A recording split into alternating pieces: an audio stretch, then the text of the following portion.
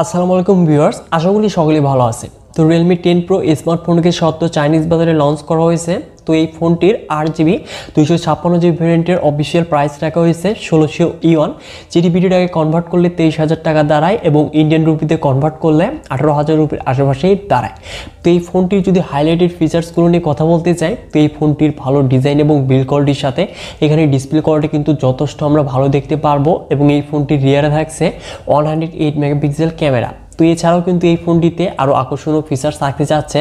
তো আজকের এই ভিডিওতে আমরা Realme 10 Pro এই ফোনটির নিয়ে আমরা ইন ডিটেলসে আলোচনা করতে যাচ্ছি এবং এই ফোনটি কবে ইন্ডিয়া এবং বাংলাদেশে অফিসিয়ালভাবে আসতে যাচ্ছে এবং প্রাইসটাই বা কত হতে যাচ্ছে, তো এগুলো নিয়েই আলোচনা করব। তো চলুন কথা আর বাড়াবো না, সরাসরি চলে যাচ্ছি ভিডিওতে। তো প্রথমেই যদি আমরা স্মার্টফোনটির বক্স কন্টেন্টে আসি, তো আনবক্সিং করলে ফার্স্টে দেখতে পারবো ম্যানুয়াল বক্স, যার মাঝে থাকছে সিম ejector, papers and back cover. তার নিচে থাকছে স্মার্টফোনটি, তার নিচে দেখতে পারবো আমরা 33 watt fast charging adapter and USB type C data cable.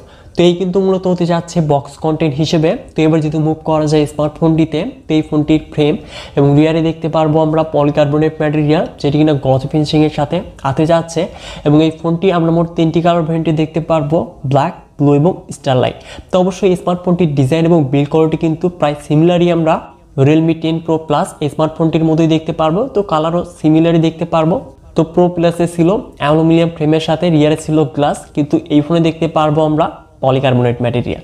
তো অবশ্যই ডিজাইন এবং বিল্ড কোয়ালিটি কিন্তু দুটিরই আমরা প্রিমিয়ামই দেখতে পাচ্ছি এবং এই ফোনটির নিচের দিকে দেখতে পারবো 3.5mm audio jack, primary microphone, USB type C port এবং স্পিকার গ্রিল এবং টপে থাকছে সেকেন্ডারি নয়েজ ক্যান্সেলেশন এবং ডান সাইডে দেখতে পারবো ভলিউম আপ এবং ডাউন বাটনের সাথে পাওয়ার বাটন, যেটি কিনা সাইড মাউন্টেড ফিঙ্গারপ্রিন্ট হিসেবে কাজ করবে। তো অবশ্যই ডিজাইন এবং বিল্ড কোয়ালিটি আমার কাছে যথেষ্ট প্রিমিয়ামই মনে হয়েছে এই বাজেটে।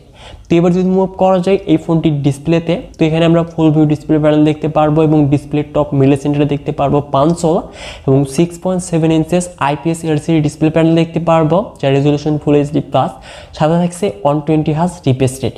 তো এখানে যদি অ্যামোলেড ডিসপ্লে প্যানেল হতো তাহলে কিন্তু আমার কাছে বেস্ট মনে হতো। তবুও এখানে IPS LCD হলো এই ডিসপ্লে কিন্তু চিন এবং বেজেল যথেষ্ট তারা ন্যারো রাখার চেষ্টা করেছে। তো অবশ্যই এখানে IPS LCD হলেও কিন্তু কন্টেন্ট লঞ্চ করে আমরা যথেষ্ট মজা পেতে চাচ্ছি।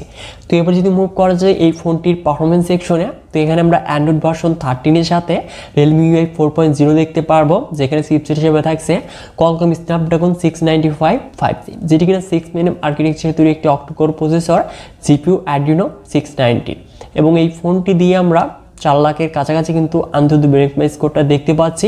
তো অবশ্যই এটি কিন্তু ভালো চিপসেট। তো আমরা MediaTek Helio G96 এর থেকে কিন্তু এই চিপসেটটি দিয়ে আমরা ভালো গেমিং পারফরমেন্স পেয়ে যাব। তো MediaTek Helio G96 কিন্তু 24-25 হাজার টাকার মাঝে সবচেয়ে ভালো কিন্তু চিপসেট বলা হয়ে থাকে, কিন্তু তার থেকে কিন্তু আমরা ভালো পারফরমেন্স পেয়ে যাব এই স্মার্টফোনটি দিয়ে। এবং এখানে দেখতে পারবো আমরা LPDDR4X RAM এবং স্টোরেজ টাইপ UFS 2.2। তো অবশ্যই ডাটা রিড এবং রাইট হবে কিন্তু যথেষ্ট ফাস্ট স্পিডে এবং ভার্চুয়াল র্যামও কিন্তু থাকতে যাচ্ছে স্মার্টফোনটিতে।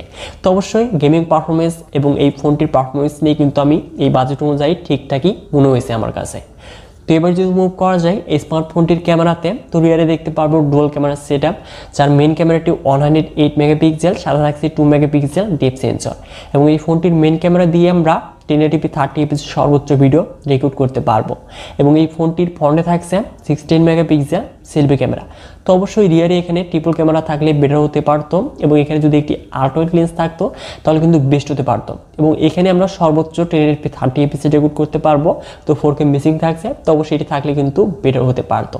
তো স্মার্টফোনটির মেন ক্যামেরা দিয়ে আমরা পিক্সেল কোয়ালিটি দেখতেই পাচ্ছেন, তো বাজেট অনুযায়ী ঠিকঠাকই বলা যায়। তো অবশ্যই রিয়েলমি ক্যামেরাতে যথেষ্ট তারা ইমপ্রুভমেন্ট করছে, তো পিকচার কোয়ালিটি দেখতেই পাচ্ছেন। তো ফটো কোয়ালিটি এই বাজেট অনুযায়ী ঠিকঠাকই রয়েছে।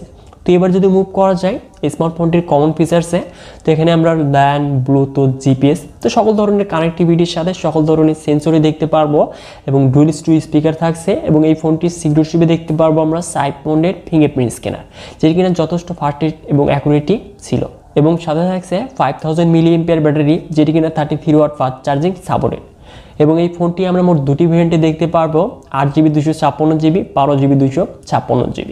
তো বেস ভেরিয়েন্টের প্রাইসটা তো বলেই দিলাম 1600 ইউয়ান, যেটি ভিডিওটাকে কনভার্ট করলে 23,000 টাকার আশেপাশে দাঁড়ায় এবং ইন্ডিয়ান রুপিতে 18,000 কনভার্ট করলে দাঁড়ায়।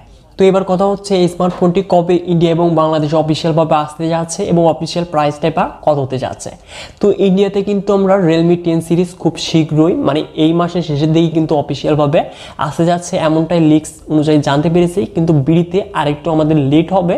কিন্তু ইন্ডিয়াতে যখন আমরা এক মাসের মধ্যেই পেয়ে যাব, তো তারপরে কিন্তু আমরা আনঅফিসিয়ালভাবে এই স্মার্টফোনটিকে বাংলাদেশের মার্কেটে দেখতে পারবো। কিন্তু ইন্ডিয়াতে আমরা এই স্মার্টফোনটি 6GB 128GB ভেরিয়েন্ট থেকে স্টার্ট হবে। সেক্ষেত্রে এই ফোনটি 18,000 রুপির নিচেই কিন্তু লঞ্চ হতে যাচ্ছে অফিসিয়ালভাবে, এবং বাংলাদেশে এই ফোনটি হয়তো আমরা 22 থেকে 25,000 টাকার আশেপাশে কিন্তু অফিসিয়ালভাবে দেখতে পারবো, এবং আনঅফিসিয়ালভাবে আমরা 23 থেকে 24,000 টাকার মধ্যেই কিন্তু দেখতে পারবো, তো আর একটু কমই আসতে পারে। তো এখন কথা হচ্ছে এই স্মার্টফোনটি কেমন হতে যাচ্ছে এই বাজেটে। তো এই ফোনটির যদি নেগেটিভ এবং পজিটিভ দিকগুলো নিয়ে আলোচনা করি, তো নেগেটিভ দিকে আসলে অবশ্যই রিয়েলে এখানে ডুয়েল ক্যামেরা সেটআপ থাকছে। তো এখানে যদি একটি আল্ট্রাওয়াইড লেন্স থাকতো তাহলে কিন্তু বেস্ট হতে পারতো।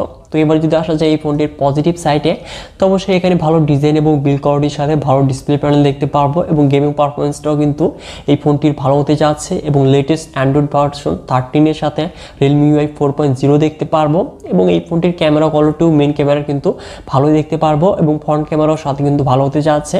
তো এক কথায় এই স্মার্টফোনটি কিন্তু যদি 25,000 টাকার আশেপাশে যদি লঞ্চ করা হয় তাহলে অবশ্যই ভালো কিন্তু একটি স্মার্টফোন হতে যাচ্ছে এই বাজেট অনুযায়ী। তো এই স্মার্টফোনটি আপনাদের কাছে কেমন লেগেছে তা অবশ্যই ভিডিওতে লাইক করে কমেন্ট বক্সে কমেন্ট করে জানিয়ে দিবেন, এবং এই ফোনটির প্রাইসটা কত হলে ভালো হয় তা অবশ্যই কমেন্ট করে জানিয়ে দিবেন।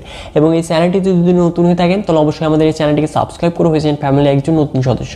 সো ভিউয়ার দেখা হচ্ছে শীঘ্রই নতুন কোনো ভিডিও নিয়ে।